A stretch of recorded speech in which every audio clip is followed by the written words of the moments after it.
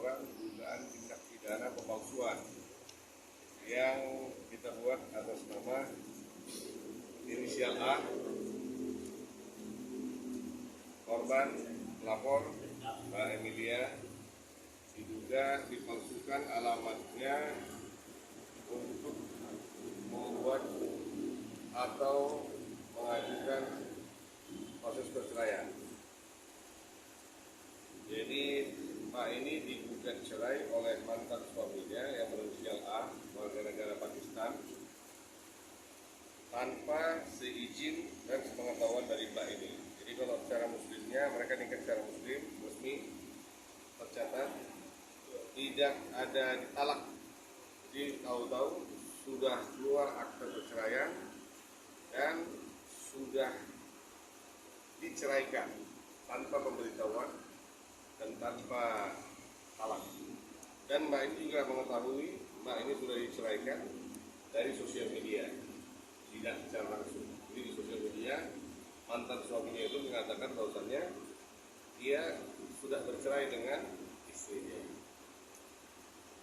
Dengan modal itu dia masuk ke Feni. Sekarang Feni juga ditantangin. Lalu ya bermacam alasan lah sekarang dia buat dengan 1000 macam jalan yang dia buat.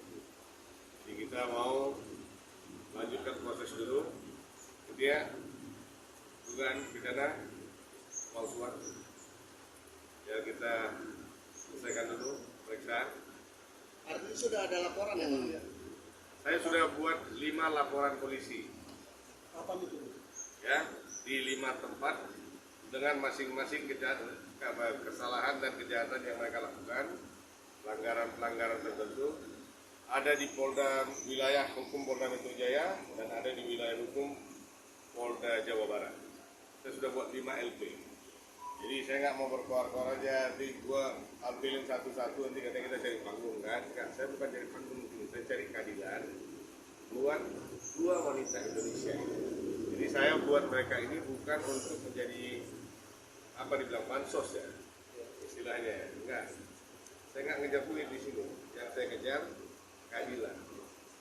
Mereka berdua ini adalah cerminan di mana wanita Indonesia tidak boleh dimainkan oleh lelaki asing dengan nama pernikahan siri. Bayangin Mbak Emilia yang udah menikah resmi aja masih bisa diginiin. Bagaimana yang dinikahin resmi? Kan tinggal suka-suka mereka aja. Jadi tujuan kita ini memberikan edukasi.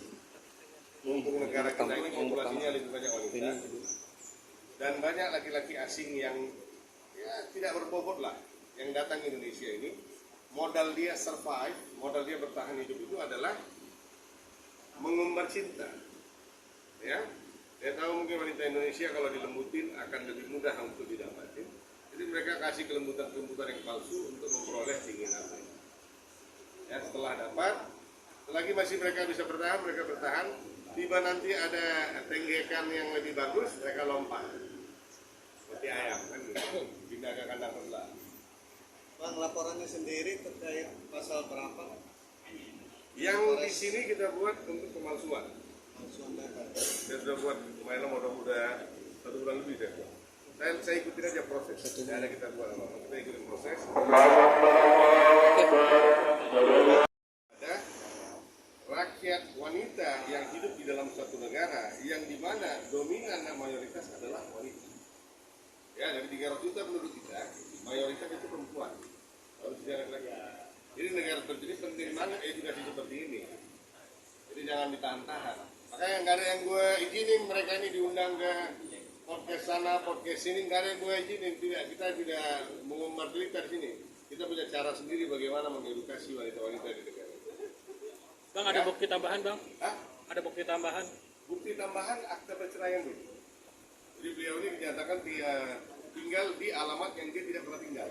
Jadi Mbak ini tinggal di Jawa Tengah, tapi alamatnya dikasih di Jakarta Selatan. Kalibata. Karena Mbak ini nggak pernah tinggal di apartemen Kalibata. Tapi pada saat dia mau somasi Mbak ini, dia tahu alamat rumah Mbak ini yang di Jawa Tengah sana. Ya, oke.